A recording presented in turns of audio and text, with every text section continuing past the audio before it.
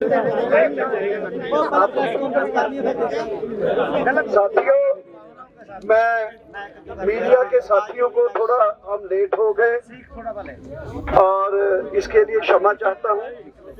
हमारी आज संयुक्त किसान मोर्चा की बैठक हुई है, आपको वेट भी करना पड़ा और आज लंबी चर्चा हमारी प्रोग्राम पहले अनाउंस किए हुए मैंने आपको याद है 27 तक, लेकिन आज एक चर्चा जो सब आपके मन में भी है उसके बारे में मैं हमारे साथ साथियां संयुक्त किसान मोर्चा के बैठे हैं, ये एक एक करके आपके साथ मैं इंट्रोड्यूस कर दूं। हनन मौला जी, योगिंदर जी, युद्धवीर जी, शिव कुमार शर्मा कक्का जी, हमारे जगजीत सिंह डल्लेवाला जी, रामपाल जाट राजस्थान से, गुरनाम सिंह चंदनी जी हरियाणा से और बलदेव सिंह सिरसा जी हमारे जो कमेटी मेंबर हैं।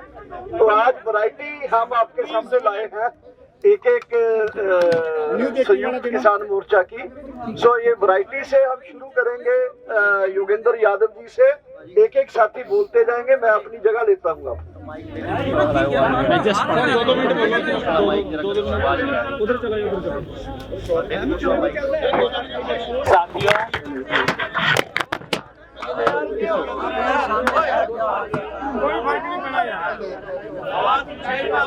साथियों, संयुक्त किसान मोर्चा के तमाम संगठनों, पंजाब के संगठन भी, बाकी देश के तमाम संगठनों की भी लंबी बैठक के बाद वो फैसला हुआ जिसका आपको इंतजार था।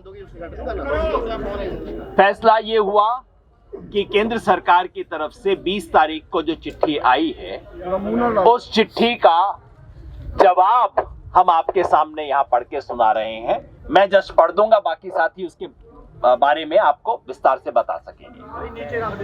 केंद्र सरकार की तरफ से Vivek Agarwal, joint secretary CEO PM Kisan, कृषि एंड किसान कल्याण मंत्रालय की तरफ से चिट्ठी हमें आई थी, उन्हीं को हम जवाब दे रहे हैं।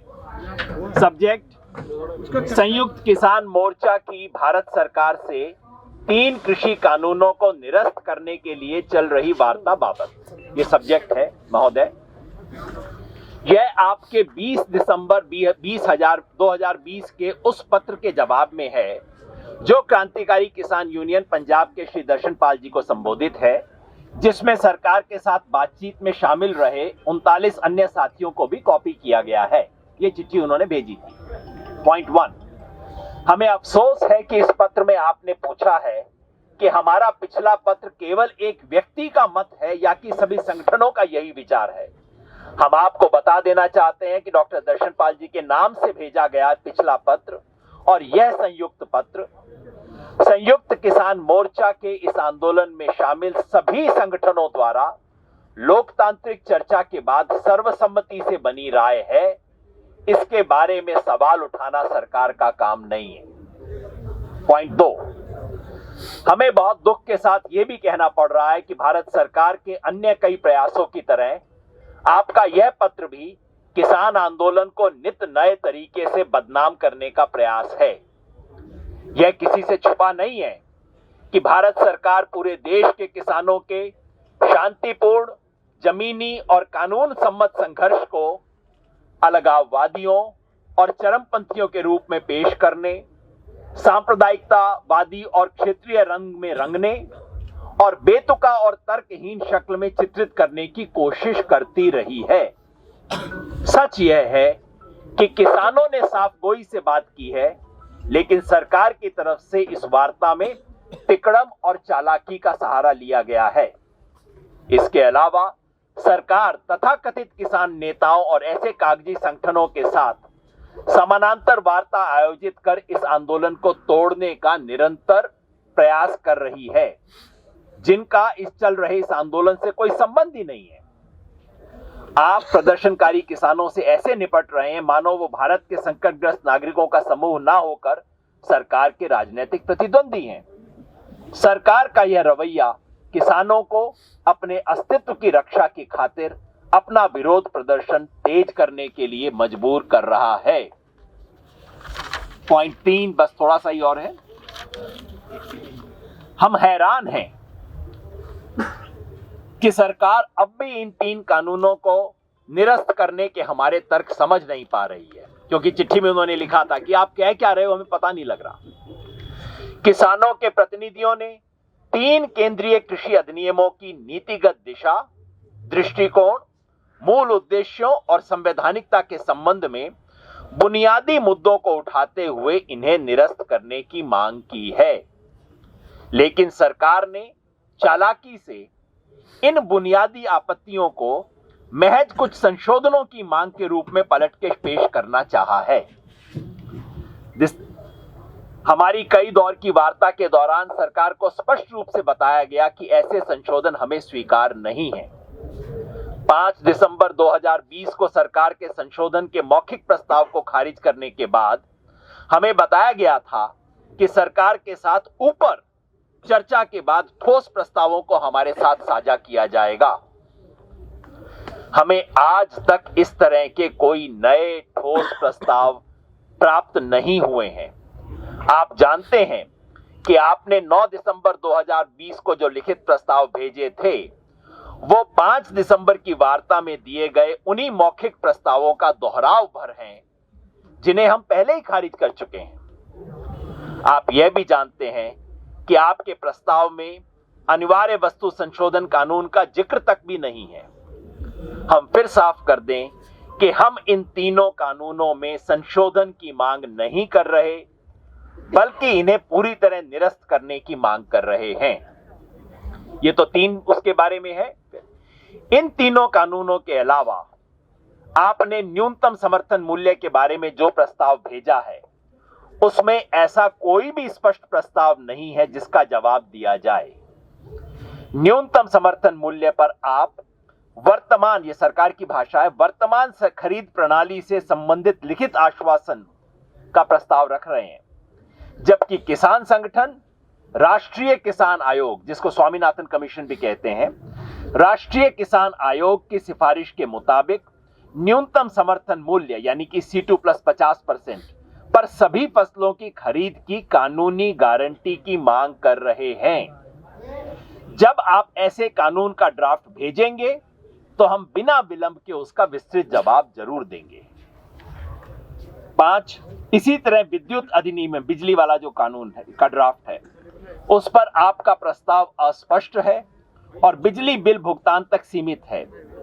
जब तक आप इस ड्राफ्ट में क्रॉस सब्सिडी को बंद करने के प्रावधान के बारे में अपनी भूमिका स्पष्ट नहीं करते, तब तक इसका जवाब देना निरर्थक है।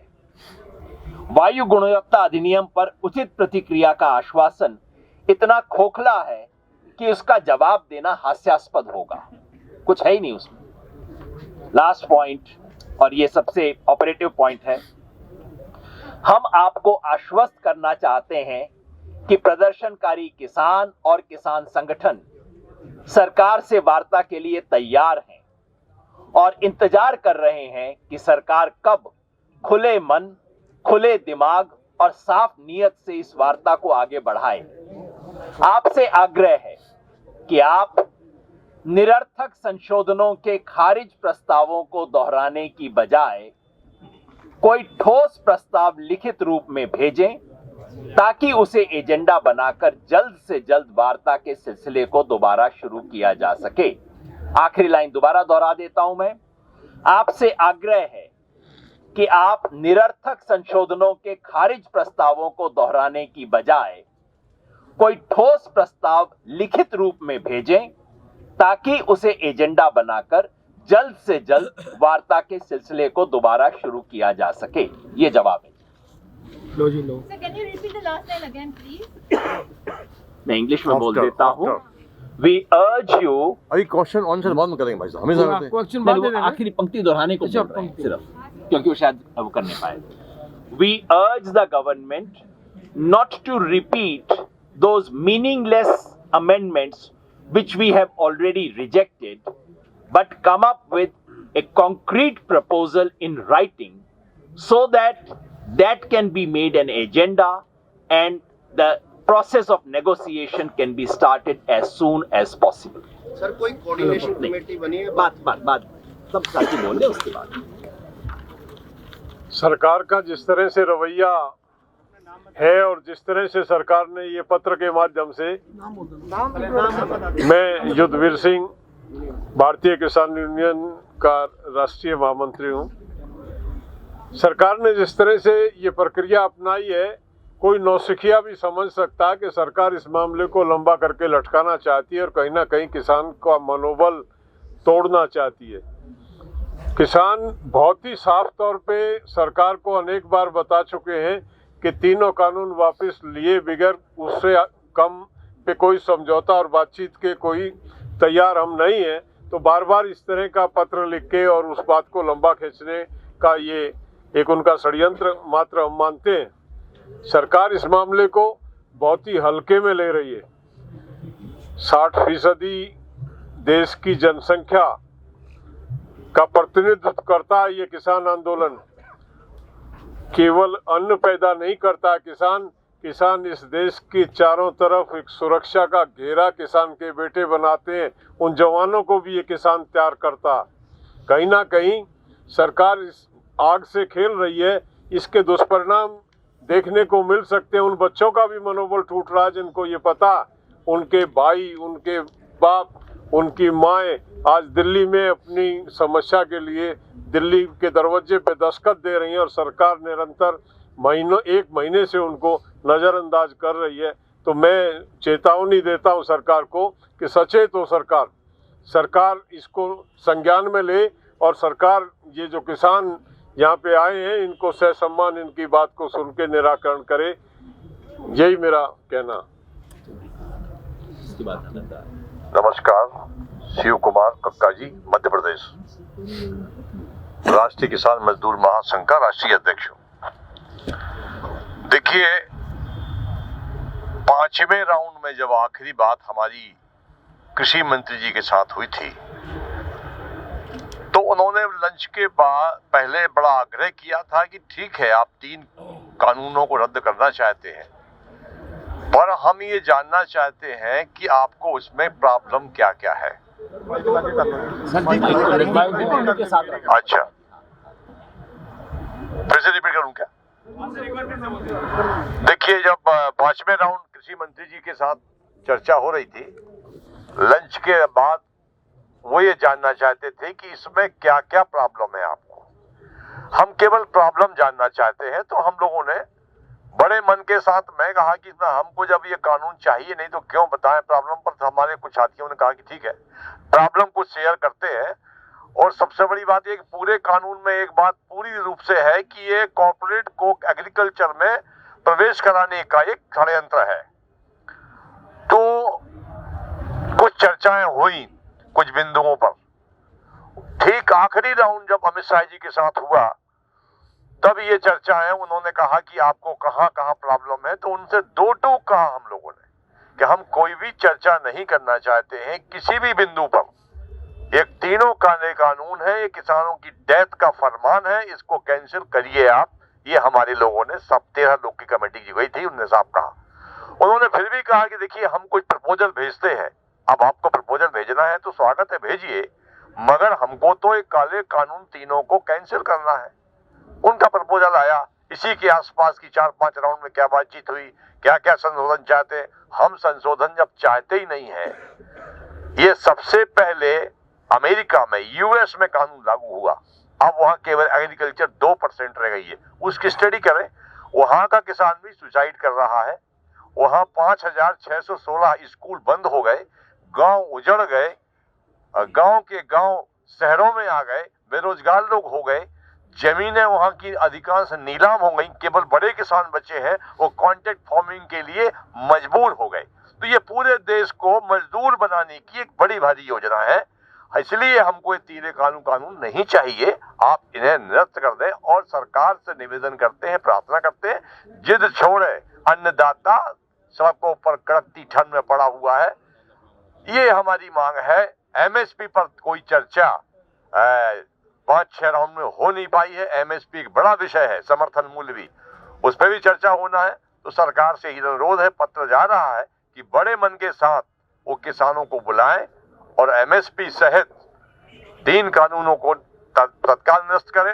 सुप्रीम कोर्ट ने भी कहा है चीफ जस्टिस साहब ने भी सॉलिसिटर जनरल से कहा है कि अगर ये 1 साल के लिए सस्पेंड करके अच्छा माहौल बनाकर वार्ता की जाए तो परिणाम अच्छे आएंगे। तो सरकार को एक अच्छा माहौल बनाना चाहिए, ऐसी हमारी प्रार्थना, और अच्छे माहौल में ही वार्ता हो पाएगी। डायलॉग से निश्चित तौर से समाधान निकलेगा। धन्यवाद।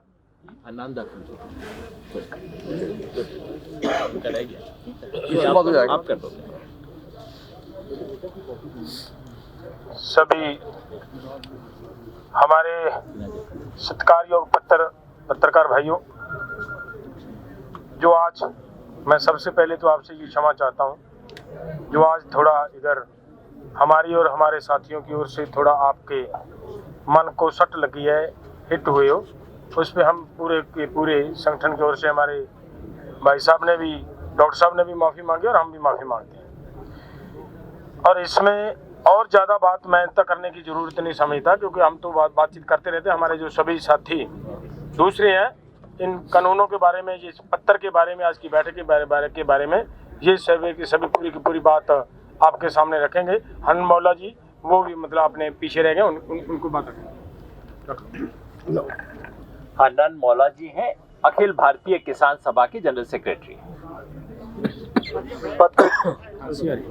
पत्रकार साथियों, जैसा आपके सामने आज की हमारा जो पत्र है उसका मूल बातें आपके सामने रखे गए हैं।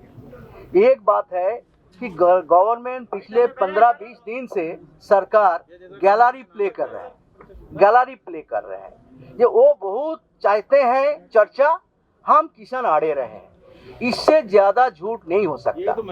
हम जो लोग इतना दूर से आए हैं, हम क्यों आया है? इसलिए आया है कि हमारा समस्या लेके चर्चा करके समाधान निकालने के लिए। ये 0 डिग्री में लोग बैठे हैं, 40 लोग का देहांत हो गया, हम इतना तकलीफ में है। हम की घूमने आया क्या, टूरिज्म करने आया दिल्ली में? हम समाधान सोचा था, मगर सरकार लगातार हमारा साथ धोखा कर रहा है, एजेंडा में नहीं जा रहा है। पहले दिन से हम बोला क्यों हमको दावत दिया, एजेंडा क्या है? आज तक सरकार को एजेंडा नहीं दे रहा है, और अपना जो झूठे बातें हैं, अपना जो कोई बातें दोहराते हमको थकान आ जाएगा, और चाहता है हम थक जाएंगे और ठंडा में आखिर में लोग चले जाएगा और आंदोलन इस तरह टूट जाएगा। मगर सरकार एक गलतफहमी कर रहे हैं। किसान ऐसा नहीं आया, किसान आज आया है कि वो अपना कुछ लेके ही जाएंगे। एक सरकार ना सोचे कि इस परिस्थिति में उसको तंग कर देंगे और आंदोलन टूट जाएगा। आज ये आंदोलन फिर पंजाब, हरियाणा, दिल्ली के नहीं है, आज पूरे हिंदुस्तान का आंदोलन है। पूरा देश 8 तारीख जब भारत बंद हुआ था, 30 करोड़ लोग इसमें समर्थन किया था। तो पूरा हिंदुस्तान का किसान और मजदूर इसको समर्थन किया है। आंदोलन पूरा देश में चल रहा है। आज भी कलकत्ता में विशाल रैली हो गया, लाखों हजारों लोग का। 29 तारीख पटना में रैली है, राजभवन में। झारखंड में रैली हो गया। 29 तारीख चेन्नई में रैली होने जा रहा है, हर राज्यों में।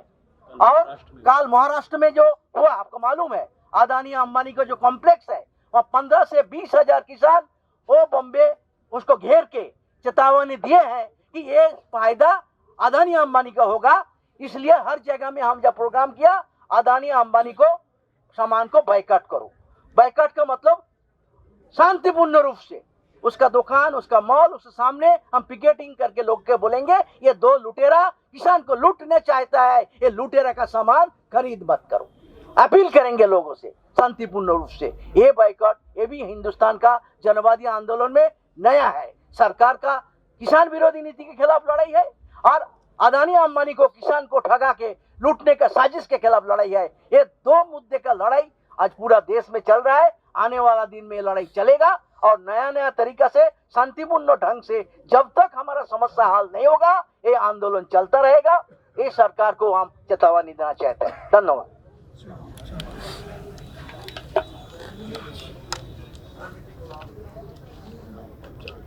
रामपाल जाट, राष्ट्रीय अध्यक्ष किसान महापंचायत। सरकार लगातार ऐसे काम कर रही है जिससे किसानों में उसके प्रति अविश्वास हुआ है। पहले न्यूनतम समर्थन मूल्य में मिलने वाला बोनस राज्यों पर रोक लगाई। दूसरा, 2018 में प्रधानमंत्री अन्नदाता आय संरक्षण अभियान के नाम से एक स्कीम लाए जिसको बताया अम्ब्रेला स्कीम और बताया सुरक्षा कवच, और उसमें व्यवस्था की उसकी गाइडलाइन में कुल उत्पादन में से 25% से ज्यादा उत्पादन जो तेलन और दलहन का है, जिनका दोनों का आयात होता है बाहर से, वो नहीं खरीदी जाएगी। यानी 75% उपज खरीद की परिधि से बाहर कर दी। तो 75% उपज के लिए न्यूनतम समर्थन खत्म कर दिया, तो भी सरकार कह रही है न्यूनतम समर्थन मूल्य चालू रहेगा, चालू है, आगे भी रहेगा। इस ढंग का अविश्वास का वातावरण सरकार छोड़े, झूठ बोलना छोड़े, और प्रधानमंत्री अन्नदाता और वो भी आय संरक्षण, उसके नाम पे किसानों की आय पे कुल्हाड़ी चलाना, ये सरकार काम कर रही है। तो अब तक सरकार ने जितने भी काम किए इसी ढंग से काम किए हैं। लेकिन सरकार को चेतावनी देना चाहते हैं, सरकार किसानों का धान हो, बाजरा हो, मक्का हो, जिनका भी सरकार ने न्यूनतम समर्थन घोषित किया है, वो न्यूनतम मूल्य तो दे दो, उसकी खरीद तो व्यवस्था कर दो। यदि नहीं देते हो डिफरेंस अमाउंट दे दो, नहीं देते हो तो ये कह दो इससे नीचे अनाज नहीं बिकेगा। घोषणा तुम कर रहे हो और संसद में कह रहे हो ये हमारी गारंटी है, न्यूनतम समर्थन गारंटी का कानून है, तो तुम्हारी गारंटी फुलफिल करो ना भाई। गारंटी भी दे रहे हो, पूरा भी नहीं करे, ये किसानों के साथ धोखा है। इस धोखे को किसान सहन नहीं करेंगे। इसलिए आज किसान कमाई छोड़कर लड़ाई को विवश है, घर बार छोड़कर सड़क पर बसें बनाने को विवश है, और ये पूरे हिंदुस्तान का चित्र है। आज चाहे कोई किसान घर में है, चाहे सड़क पर है, हर किसान आंदोलित है, सब किसानों के आंदोलन है। इसलिए सरकार जल्दी चेते और अन्नदाता कहते हुए भी इसके साथ ऐसा व्यवहार नहीं करे कि हम तो सम्मान निधि दे रहे हैं। अरे तुम सम्मान निधि देते हो 6000, हमारा बाजरा खरीद लो 10 क्विंटल, 10,000 एक्स्ट्रा मिल जाएंगे, तो आप 10,000 हमको 6,000, इसलिए 10,000 हमारी जेब काट कर 6,000 देने की बात करती है सरकार। इसलिए मैं कहना चाहूंगा सियासत पर हुकूमत उस इस तरह राज करती है, आंखें फोड़ती है और चश्मा दान करती है। धन्यवाद, सभी को राम राम।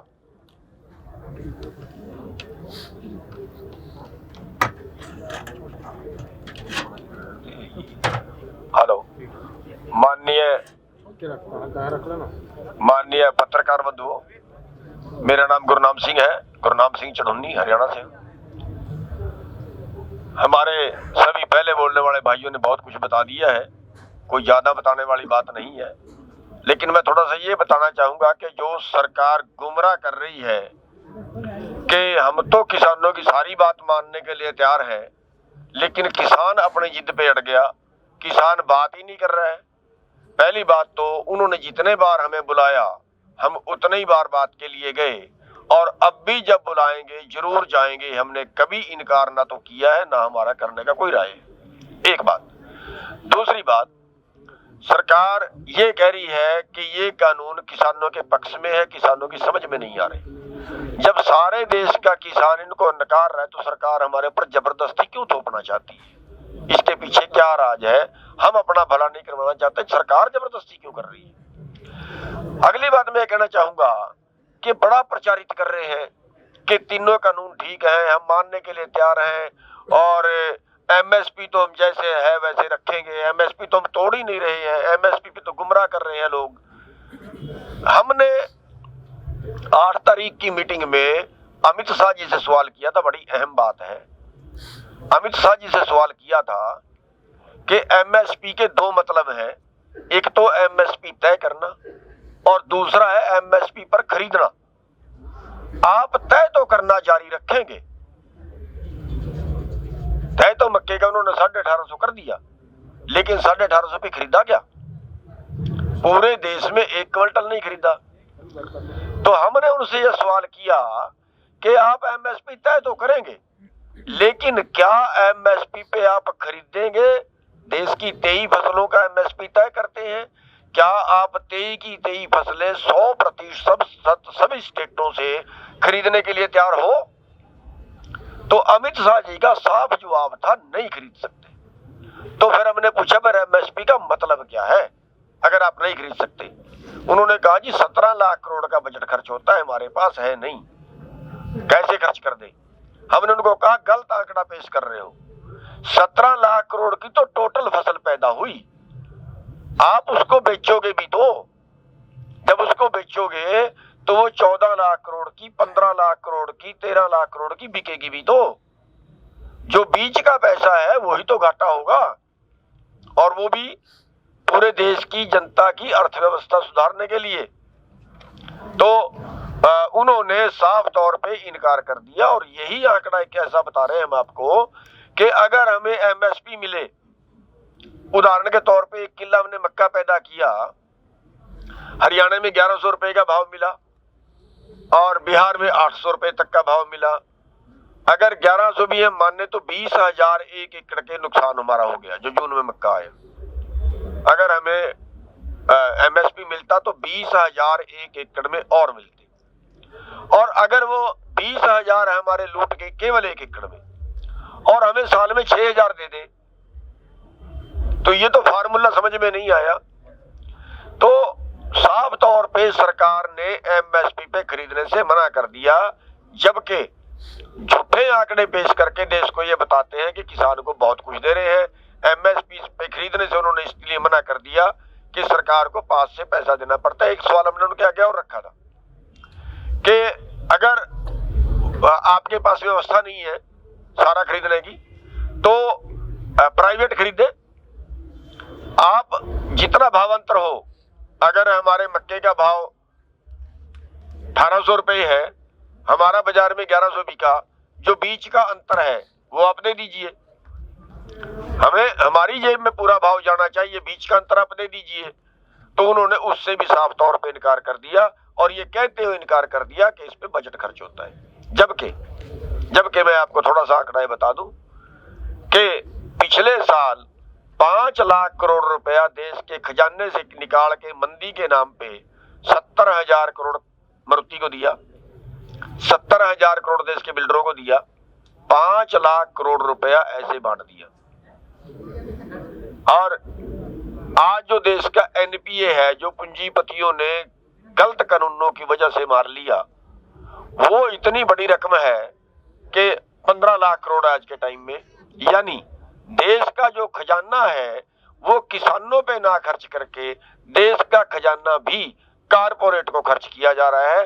ये बड़ी वजह है हमारी टोटे में जाने की, और इसलिए जो है ये सरकार गुमराह कर रही है। मैं थोड़ा सा उसका स्पष्टीकरण देना चाहता था कि हम तो सब बातचीत पे भी तैयार हैं और हम फैसले पे भी तैयार हैं। एमएसपी की गारंटी सरकार दे।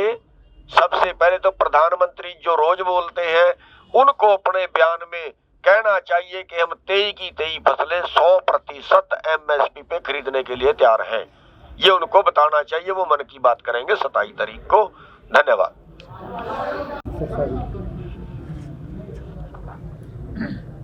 सभी पत्रकार भाइयों को सत श्री अकाल। मेरा ख्याल है कि मेरे से पहले सभी वक्ताओं ने सब कुछ बता दिया। अब ने जो आप सवाल कोई करना है तो वो करें। मेरा सवाल है वेबिनार के बारे में। करंट सिचुएशन है ਇਹ ਜਿਹੜੀ ਗਾਜ਼ੀਪੁਰ ਬਾਰਡਰ ਜਿਹੜਾ ਯੂਪੀ ਨਾਲ ਗਾਜ਼ੀਪੁਰ ਬਾਰਡਰ ਲੱਗਦਾ ਜੀ, ਤੇ ਉੱਥੇ ਪਿਛਲੇ 2 ਦਿਨਾਂ 'ਚ ਪਰਸੋਂ ਰਾਤ ਤੋਂ ਲੈ ਕੇ ਕੱਲ ਸਾਰਾ ਦਿਨ ਔਰ ਸਾਰੀ ਰਾਤ ਯੂਪੀ ਪੁਲਿਸ ਦਾ ਰਿਪੋਰਟਡਲੀ ਤਸ਼ੱਦਦ ਹੋਏ ਜਿਹੜੇ ਕਿਸਾਨ ਭਾਈਚਾਰਾ ਜਿਹੜਾ ਗਾਜ਼ੀਪੁਰ ਬਾਰਡਰ ਵੱਲ ਵੱਧ ਰਿਹਾ ਸੀ। ਤਕਰੀਬਨ ਕਈ ਸੈਂਕੜੇ ਟਰਾਲੇ ਜਗ੍ਹਾ ਜਗ੍ਹਾ ਤੇ ਰੋਕੇ ਗਏ। ਰਾਮਪੁਰ ਬਰੇਲੀ ਦਾ ਦੱਸਦੇ ਨੇ, ਤੇ ਸਾਡੇ ਕੋਲ ਕੁਝ ਵੀਡੀਓ ਪਿਕਚਰਸ ਵੀ ਆਈਆਂ ਨੇ ਜਿੱਥੇ ਕਿ ਜਿਹੜੇ ਪੁਲਿਸ ਆਫੀਸਰਸ ਕੁਝ ਡਿਫੈਂਸਿਵ ਵੀ ਸੀ ਤੇ ਇਹਨਾਂ ਨੇ ਅਪੋਲੋਜੈਟਿਕ ਟੋਨ। ਅਸੀਂ ਜਾਣਨਾ ਚਾਹੁੰਦੇ ਹਾਂ ਪੂਰੀ ਬਰੀਫਿੰਗ, ਕਿੰਨੇ ਕਿਸਾਨ ਇੰਜਰਡ ਹੋਏ ਔਰ ਉਸ ਪੁਲਿਸ ਵਾਲਾ ਦੇ ਖਿਲਾਫ ਐਕਸ਼ਨ ਲੈਣ ਲਈ ਕਮੇਟੀ ਕੋਲ ਕੋਈ ਇਨਫੋਰਮੇਸ਼ਨ ਆਈ ਇਸ ਤਰ੍ਹਾਂ ਦੀ। ਇਹ ਮੈਟਰ ਕਿਸ ਲੈਵਲ ਤੇ ਡਿਸਕਸ ਹੋਇਆ ਤੇ ਉਹਦੇ ਰੈਮੀਡੀਜ਼ ਹੁਣ ਕੀ ਸੋਚੇ। जो यूपी सरकार का रवैया है वो शुरू से ही दमनात्मक रवैया है। यूपी सरकार इस तरह से मुचलके भरवा रही है। मुचलके आज तक आंदोलन में भाग लेने वालों के मुचलके भरे नहीं गए हैं। ये हिंदुस्तान के 70 साल के इतिहास में पहली दफे हो रहा है कि मुचलके भरवाए जा रहे हैं, आप आंदोलन में भाग नहीं लेंगे। और 50 लाख के मुचल के भराने के नोटिस दिए गए थे। जब ये आप लोगों के माध्यम से उठाया गया कि 50 लाख का किसान से मुचल का भराया जा रहा है, तो फिर उन्होंने कहा ये एरर थी और वो 50 लाख का 50,000 किया, 5 लाख किया गया। लेकिन ये बताएं आप कि ये डेमोक्रेसी में ये कौन सा प्रजातंत्र है जिसमें आंदोलन में भाग लेने के लिए मुचल के भरवाए जाएं।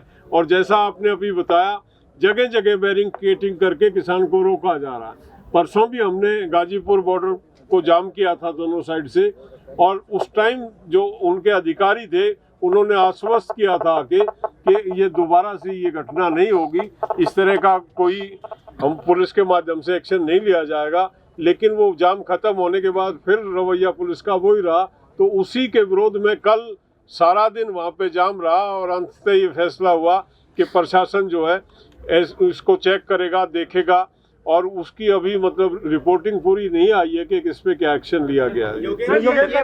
बार-बार कहा जा रहा है कि कुछ स्टेटां ਦਾ ਹੀ कहना है पूरा देश व्यापी ਇਹਨਾਂ ਦੇ ਉੱਪਰ ਪ੍ਰੈਸ਼ਰ ਬਣਾਉਣ ਦੇ ਲਈ, ਜਿੱਦਾਂ ਬਲੈਕ ਫਲੈਗਸ ਹੁੰਦੇ ਆ ਅੰਦੋਲਨ ਵਿੱਚ ਕਈ ਚੀਜ਼ਾਂ ਹੁੰਦੀਆਂ। ਦਿੱਲੀ ਦੇ ਅੰਦਰ ਦੇਖੀਏ ਤਾਂ ਦਿੱਲੀ ਦੇ ਅੰਦਰ ਕੋਈ ਅਸਰ ਨਹੀਂ ਦਿਖਾਈ ਦੇ ਰਿਹਾ। ਹੋਰ ਦੇਸ਼ਾਂ ਨੂੰ ਜਾਂ ਸਟੇਟਾਂ ਨੂੰ ਜੋੜਨ ਦੇ ਲਈ ਨੈਕਸਟ प्लान है या हजे सिंधु बॉर्डर पे डटे हैं? देखिए, अभी हमारे पास है क्या, सरकार का तो रवैया हमने देख ही लिया कि सरकार तो निरंतर उस बात को लटका रही है। तो हमारे तमाम साथियों ने चर्चा की है और हमारे तमाम लीडर्स स्टेट्स में निकलेंगे, और उन स्टेट्स में जहां अभी आंदोलन की गति, मतलब आंदोलन तो हर स्टेट में चल रहा, कहीं ना कहीं उसकी इग्नोरेंस हो रही है। ऐसा नहीं है किसी राज्य में आंदोलन नहीं है, लेकिन हमने ये तय किया कि उन भाइयों को दिल्ली ये सरकार बुलाना चाहती है सबको, तो महाराष्ट्र का जत्था हमारा चल दिया है, वो शायद कल या परसों दिल्ली पहुंच जाएगा बॉर्डर पे। गुजरात के किसान हमारे पहुंच चुके हैं, महाराष्ट्र के पहले मध्य प्रदेश का किसान हमारा आ चुका है, राजस्थान आ चुका है, तमिलनाडु का किसान हमारा आ चुका है, कर्नाटका का किसान आ चुका है। तो ऐसा नहीं है सरकार को नहीं पता, सरकार की इंटेलिजेंस है, काम करती है, पता है सरकार को, लेकिन वो देश के सामने एक ऐसी पिक्चर रखना चाहती है कि ये तो उत्तर भारत में भी कुछ राज्यों का आंदोलन है। पूरा राजस्थान वहाँ इकट्ठा हो गया, योगेंद्र जी वहाँ संभाले हुए मोर्चा NH8 पे, पूरा राजस्थान का किसान दिन प्रतिदिन तादाद बढ़ती जा रही है।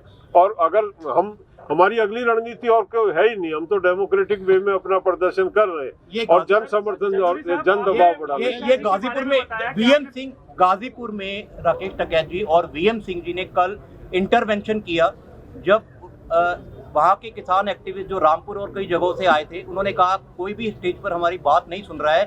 उसके बाद उन्होंने वो जाम किया और टिकैत जी ने बोला एकदम से जाम खोलने के लिए। उसके बाद काफ़ी वहाँ पे बहस हुई। क्या आपको राकेश टिकैत जी जो आपकी कमेटी का हिस्सा है, उन्होंने आपको डिटेल में ब्रीफिंग किया पिछले 2 दिनों में कि वहाँ क्या हुआ? मैं Ghazipur, I am asking about the role of mister Tikait. Has he briefed you in details what has happened at Ghazipur? मैं उसी संगठन से हूँ जिसमें राकेश टिकैत हैं, BKU से, और मैं गाजीपुर से आया हूँ। वही बात मैं बता रहा हूँ और उन्हीं के बिहाफ पे मैं बोल रहा हूँ आपके सामने। नहीं, पर ये कमेटी को ब्रीफिंग किया गया कि क्या हुआ है वहाँ पर? वो सारा हमारा इंटरनल मैटर है, हमने हमारे साथी हैं, हो सकता है किसी भाई को कोई ऐसी फीलिंग होगी आपस में, लेकिन कहीं कोई ऐसा। योगेंद्र सर बात किया और आपने बताया 8 दिसंबर को जो मीटिंग हुई थी, आपने उनसे बोला कि MSP पर सारी खरीद होनी चाहिए, तो आपने बताया कि खरीदना और बताना ये 2 अलग-अलग चीजें हैं। तो आप ये बोल रहे हो कि अमित शाह जी ने उस समय मना कर दिया, हम खरीद नहीं सकते हैं, तो क्या वो मैं ये मानूं या हम लोग ये माने कि सारे क्रॉप्स के लिए उन्होंने मना कर दिया, या कोई स्पेसिफिक कोई फसल थी जिसके बारे में उन्होंने बोला? तो ये बहुत बड़ी चीज है कि अगर उन्होंने आप लोग से मीटिंग में ये बोल रहे हैं कि हम खरीद नहीं सकते, केवल अनाउंस करेंगे, तो इसका मतलब हम क्या माने सर? इसको थोड़ा सा देखिए, हमने उनसे कहा था कि 23 फसलों का आप MSP तय करते हैं, 23 फसलें जितनी पूरे देश में पैदा होती है, क्या आप वो सभी MSP पे खरीदोगे? 23।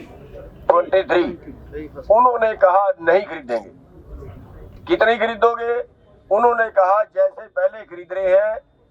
जैसे पहले खरीदने का मतलब है कि हरियाणा और पंजाब से धान और गेहूं केवल 2 फसलें खरीद रहे हैं और बाकी नाम मात्र खरीदते हैं जितनी PDS में जरूरत होती है। जैसे मक्का सारे देश में नहीं खरीदा, जैसे चना 25% खरीदा, जैसे बाजरा थोड़ा सा खरीदा, और बाकी प्रदेशों में तो बिल्कुल नहीं खरीदा। अगर हम उत्तर प्रदेश की बात करें, बिहार की बात करें, उत्तर प्रदेश में धान बिका है, 1100 1200, उत्तराखंड का यही हाल है, बिहार का यही हाल है।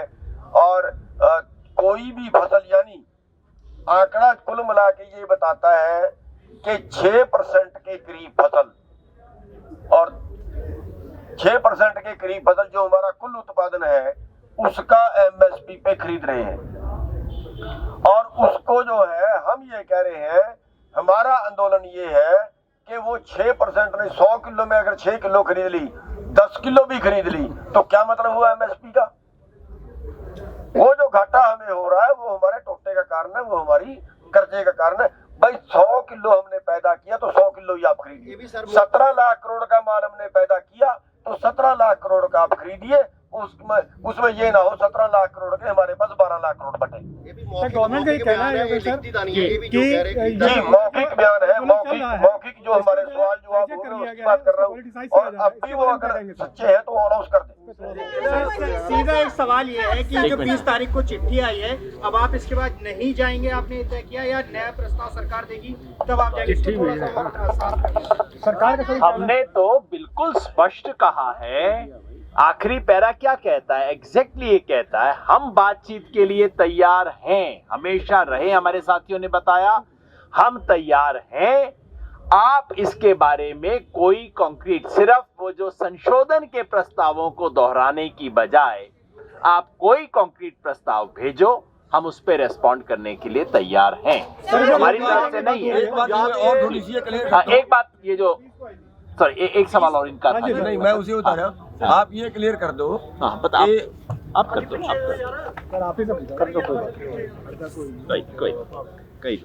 सरकार जो है ये चिट्ठियां लिखने का सिलसिला उन्होंने केवल इसलिए शुरू किया है ताकि सारे देश को गुमराह किया जाए, वरना ये बातें सभी तो उनकी 5 मीटिंगों में यही तो डिस्कस हुआ, और उस डिस्कस को उन्होंने अलग रख के चिट्ठियां लिखनी शुरू कर दी और वो मीडिया में बोलना शुरू कर दिया। वो केवल इसलिए है कि पूरे देश को गुमराह किया जाए कि देखो किसान हमारी बात नहीं मान रहे। गुरनाम सिंह जी, आपसे एक सवाल है। आपके हरजीत ग्रेवाल जो है, बीजेपी नेता है हरजीत ग्रेवाल, उनका कहना है कि कुछ कॉमरेड हैं, कम्युनिस्ट हैं, वो नहीं चाहते ये आंदोलन खत्म हो, वो भटका रहे हैं आंदोलन।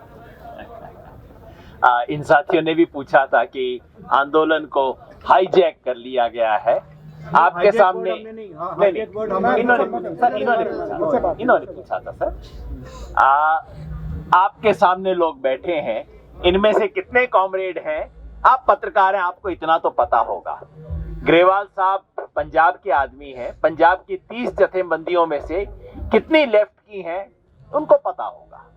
एक बात मैं आपको बता दूं कमरे के अंदर की, उस कमरे के अंदर ये शायद कितनी मीटिंग हुई मैं तो गिनती नहीं कर सकता, आज तक किसी भी मीटिंग में एक भी बंदे ने left, non left, comrade, anti comrade, किसी ने नहीं कहा है कि 3 कानूनों को निरस्त करने के अलावा किसी चीज पे विचार किया जाए। एक बंदा नहीं बोला है उस मीटिंग में आज तक, मैंने जो अपनी आंख कान से सुनी, हमारे सारे साथी हैं, एक बंदे ने नहीं कहा है कि संशोधन पे विचार कर लेना चाहिए। बिल्कुल सर्वसम्मत राय रही है, कानून निरस्त हो, रिपील हो, इससे कम पे बात नहीं होगी। सरकार ने ये कह दिया सर कि सरकार जब तक कॉन्क्रीट कोई प्रस्ताव नहीं भेजती है तब तक आप बात नहीं करेंगे। कॉन्क्रीट प्रस्ताव का मतलब क्या कि रिपील से मंजूर कुछ भी नहीं है। रिपील के लिए सरकार मना करके लिए आप जी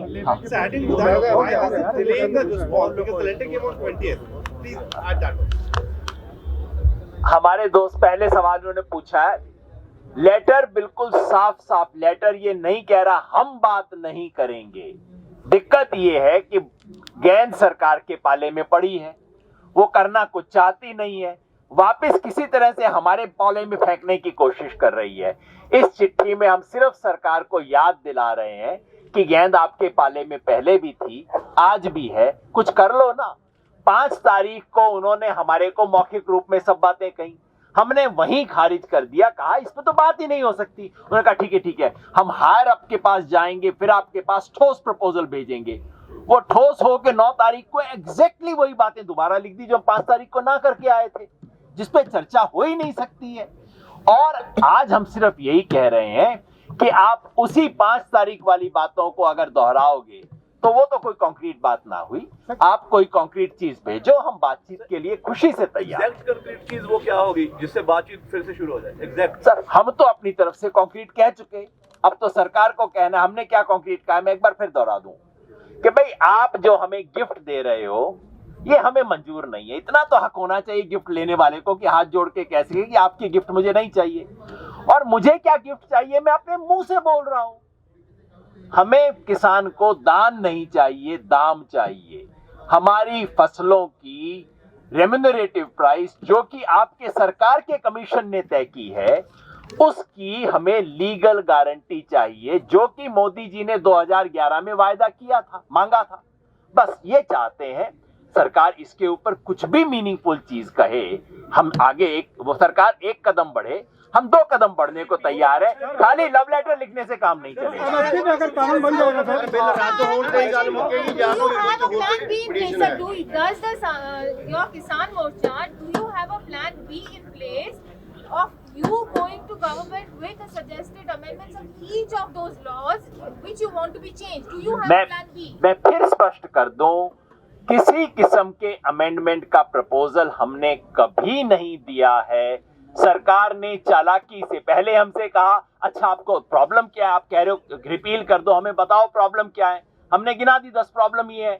उन्होंने कहा किसानों ने हमसे 10 अमेंडमेंट मांगे हैं। कभी नहीं मांगे, हमने कोई 10 अमेंडमेंट नहीं मांगे सरकार से, 2 अमेंडमेंट नहीं मांगे। हमने कहा आप इसे रिपील करो, उसके ये ग्राउंड्स हैं।